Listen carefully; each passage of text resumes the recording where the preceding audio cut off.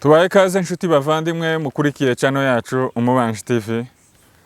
Turabaha mwaramutse abandi nimwiriwe bitewe naho muherereye ku migabane y'isi itandukanye. Turi n'akazi rimwe ku minsi 27 y'ukwezi kwa gatanu umwaka w'ibihumbi 2024. Reka rero tubagezeho imitwe igize update y'amakuru tugiye kubagezaho kandi tunabisiguraho. Twari tumaze hafi iminsi 2 tutabagezaho update, ariko ni kubw'impamvu y'ibiriyo. Hari abantu twabuze mu muryango wacu dufatirwa n'ibiriyo, ariko turahabaye ngo tubagezeho amwe mu makuru agezweho cyane. Murabizi ko twibanda mu burasirazuba bwa Repubulika ya Demokarasi ya Kongo, ari naho tugiye guhera aya makuru yacu. Turahera mu mujyi wa Goma, mugwa mukuru w'intara ya Kivu y'Amajyaruguru. Hari amakuru menshi havugwa. Nanone turashaka muri ziriya territoire zigize Nord Kivu, za Rucuru haravuga amakuru menshi. Muri territoire ya Nyiragongo naho ntidutambuka tutababwiye amakuru havugwa. Za Masisi naho hari amakuru menshi agiye avugwa. Perezida w'inteko ishinga amategeko umutwe wa Sena Bwana Vital Kamerhe hari amagambo yatangaje kwikoma igihugu cy'u Bugande n'u Rwanda. Kenshi bashinjaga leta y'u Rwanda, bashinja kwifatanya na M23, ariko noneho bashizemo n'igihugu cya Uganda. Amakuru yacu nk'ibisanzwe turayasoreza mu makuru y'imikino. Reka rero amakuru yacu tuyahere mu mujyi wa Goma. Mujyi wa Goma hakomeje kuba umutekano muke w'abantu bahaturiye. Ibibateza umutekano muke mu by'ukuri ntibibuze ni byinshi. Murabizi ko hagiye haba ingabo nyinshi za FARDC n'indi mitwe ifasha FARDC ya za Nyatura n'indi mitwe yose. Harunze ingabo nyinshi. Abaturage bahari bafite impungenge zo kubona abasirikare bahava bavuye za Kamina n'ibindi bice bya Repubulika ya Demokarasi ya Kongo, aho boherezwa hariya, aho barangiza amasomo bakoherezwa hariya mu burasirazuba bwa Kongo, cyane mu mujyi wa Goma mu kwitegura urugamba. Abaturage nanone bari hariya batewe impungenge na Wazalendo bakomeje kurasa amasasu mu buryo budasobanutse. Batewe kandi impungenge n'uburyo bica abantu bakanyaga abaturage. Nanone tukiraha mu mujyi wa Goma nuko ijoro ryo ku itariki 25 mu bice bya Ndosho na za Katindo humvikaniye amasasu menshi tutarabasha kumenya icyo yaba yarangirije. Nanone MONUSCO iri hariya mu mujyi wa Goma yatanze kontineri ya frigo yo gufasha FARDC kubikamo imirambo. Ni mu gihe FARDC mu rugamba ruri kwihuza na M23 imaze igihe itakaza abarwanyi cyane, cyangwa se ipfusha abasirikare bayo n'iriya mitwe iyifasha. Rero ni muri urwo rwego MONUSCO yabafashije icuma cyo kubikamo imirambo mu gihe bazaba bapfushije abasirikare benshi. Bikunze kubagora kubatwara kuri morgue za hariya, ntiziba zihagije, ntiziba zifite ibikoresho bihagije byo kubika imirambo. Ni muri urwo rwego rero MONUSCO yabateye iyo nkunga, ariko mu by'ukuri bikaba bitangaje kubona MONUSCO ariyo nkunga ibahaye. MONUSCO nk'umutwe wagiye hariya, cyangwa se nk'umuryango w'abibumbye wagiye hariya mu gufasha kugarukana amahoro, ariko aho gutanga ubufasha bwagarura ituze mu burasirazuba bwa Kongo, baratanga icuma cyo kubikamo imirambo. Ibyo nabyo ni ibindi bitangaje. Reka tuje muri territoire ya Rucuru. Hari amakuru yari yacicikanye ku mbuga zitandukanye, cyangwa se mu nyamakuru, avuga ko Kanyabayonga, agace ka Kanyabayonga ko muri territoire ya Rucuru kaba kafashwe.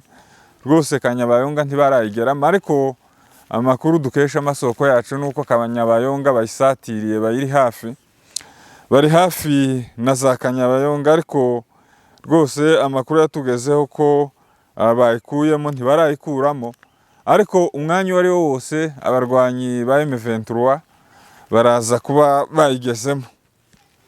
Naho andi makuru avugwa muri territoire ya Nyiragongo ho hari agahenge k'iminsi itari mikeya, ariko hari abasirikare benshi.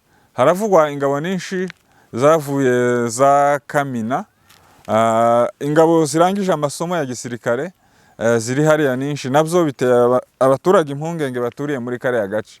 Babazanye hariya mu rwego rwo kugira ngo batangire intambara. No kuvuga ngo nubwo nta migwani hari, isaha iyo ari yose intambara ishobora guturika muri kariya gace.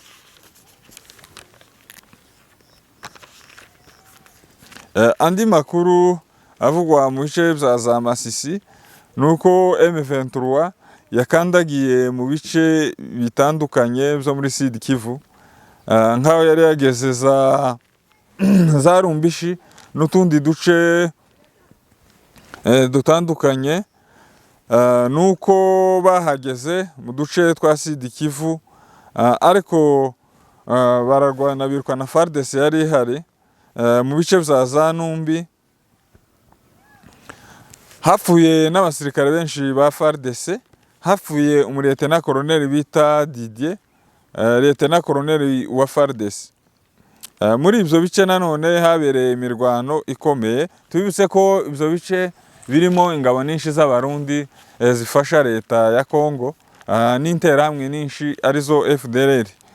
Mu by'ukuri habaye imirwano itoroshe, ariko uruhande rwa FARDC rwapfushije abasirikare benshi. Twababwiyemo ko hapfuyemo Lieutenant Colonel bita Didier.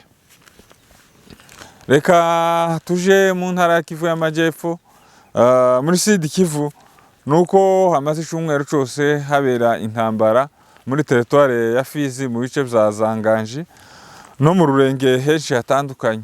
Iyo ntambara rero iraterwa n'ingabo za Maimai ya Kutumba wasubiranyemo n'umwe mu musirikare we wabigumuye, ndetse na Biroze Bishambuke.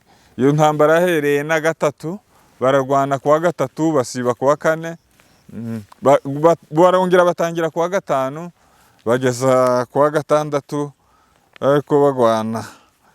Muri iyo ntambara nuko hapfuyemo ingabo nyinshi zo muri side ya Kutumba, yafushiyemo abasirikare bagera mu basirikare 100.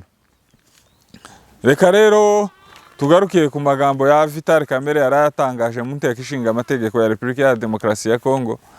Vital Kamerhe yikonye igihugu cya Uganda n'igihugu cy'u Rwanda, avuga kuko ari byo bishigikiye AFC cyangwa se M23.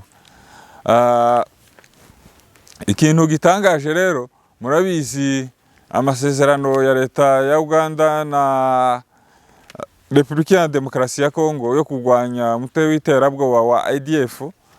Murabizi ko mezi ashize General Muhozi ukuriye ingabo za Uganda na General Chiwewe ukuriye ingabo za Repubulika ya Demokarasi ya Kongo baherutse kugirana ibiganiro byo kureba ibyo bamaze kugeraho mu bufatanye bw'ingabo zabo zo kurwanya umutwe w'iterabwoba wa ADF. Mu by'ukuri bicaye mu biganiro byabahuje, basanze bamaze kugera ku ntambwe ishimishije, ariko rero byatangaje abantu kumva ko Vital Kamerhe agaruka agashinja leta ya Uganda kandi bafitanye amasezerano yo kurwanya ADF. Mu by'ukuri ingabo za Uganda zagere hariya bamaze guhasha cyane uriya mutwe wa ADF. Ikindi kandi gitangaje nuko Repubulika ya Demokarasi ya Kongo abayobozi bayo bananirwa gukemura ikibazo kiri mu gihugu indani. Ikibazo cyabo ibitagenda neza muri Repubulika ya Demokarasi ya Kongo bakabyegeka ku bindi bihugu. Ni kenshi bakunze kwikoma igihugu cy'u Rwanda kuba inyuma ya M23, ariko bikaba bibabaje cyane kuba M23 n'abanyekongo n'abantu bagwanira uburenganzira bwabo, ariko leta ya Repubulika ya Demokarasi ya Kongo ikibazo ifite aho gukemura ibibazo biri mu gihugu indani, ikibazo bakakirebera mu bihugu by'abaturanyi. Reka rero amakuru yacu tuyasoreze mu makuru y'imikino. ni posho habaye igikombe ca FA Cup, ni igikombe cy'igihugu c'Ubwongereza, aho ikipe ya Manchester United bitunguranye yatsinze mukebayo Man City, dore ko zinatuye mu ntara imwe yi Manchester mu gihugu c'Ubwongereza. Ikipe ya Manchester United yatsinze ikipe ya Man City ibitego 2-1. Ni mu gihe ibitego vya Man U zatsinzwe n'uwo bita Garnacho, n'umunya-Argentine. Cya kabiri gitsindwa na Kobbie Mainoo, n'umwongereza ukinira ikipe ya Manchester United. Umubirigi Jeremy Doku ukinira ikipe ya Man City yaje gutsinda igitego bita ni c'impozamarira. Reka rero amakuru yacu tuyasoreza ahangaha, tubibutsa gukanda subscribe, gusharinga ibiganiro byacu, no gukora like. Mugire ibihe byiza, amakuru yacu nakagaruka.